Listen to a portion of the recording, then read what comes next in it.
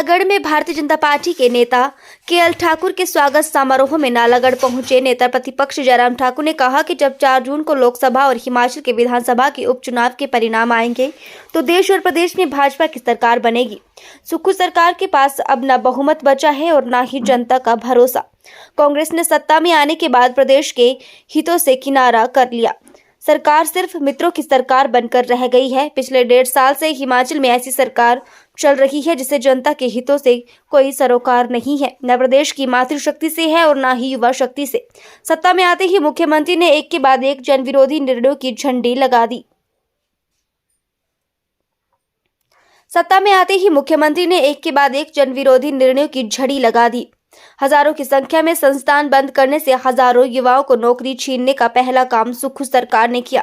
भाजपा में शामिल होने के बाद केएल ठाकुर पहली बार अपने विधानसभा क्षेत्र में पहुंचे। इस मौके पर उनके साथ हिमाचल प्रदेश के पूर्व मुख्यमंत्री नेता प्रतिपक्ष जयराम ठाकुर भी उपस्थित रहे।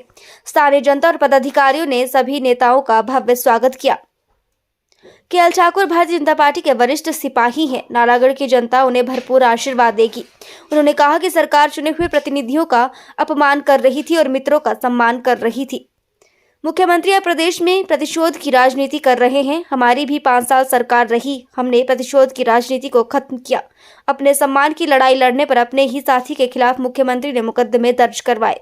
जयराम ठाकुर ने कहा कि केएल ठाकुर समेत सभी 9 विधायकों ने नरेंद्र मोदी के नेतृत्व में समाज और प्रदेश की सेवा करने का फैसला लिया है, क्योंकि नरेंद्र मोदी विकास की राजनीति करते हैं। उनका एकमात्र उद्देश्य समाज और राष्ट्र की सेवा करना है।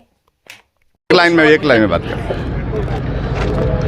आज जो ये केएल जी ने ज्वाइनिंग की है, कुछ समय पहले इन्हीं को मंच से बाहर निकाला गया था, तो किस प्रकार देखते हैं? देखिए, केएल ठाकुर जी हमारी पार्टी के बहुत साथी रहे हैं। हमने वर्षों तक तो साथ में काम किया है।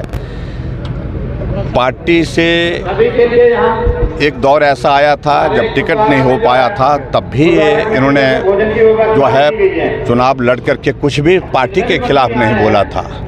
और हिमाचल प्रदेश में जो वर्तमान में सुखविंदर सिंह सुक्खू की सरकार ने जिस प्रकार के व्यवहार इनके साथ किया, जिस तरह का तौर तरीका इनके क्षेत्र को इग्नोर करने के लिए रहा, इनकी बातों को माना नहीं, सुना नहीं, काम नहीं, तो आखिरकार इन्होंने निर्णय किया कि मैं विधानसभा की सदस्यता से भी त्यागपत्र देता हूं और मैं उस पार्टी के साथ चलूं जो पार्टी मेरे दिल में है, और वो पार्टी भारतीय जनता पार्टी। मुझे उम्मीद है लखविंदर राणा जी से भी बात करेंगे। आशीर्वाद दिया था पहले जब आप यहाँ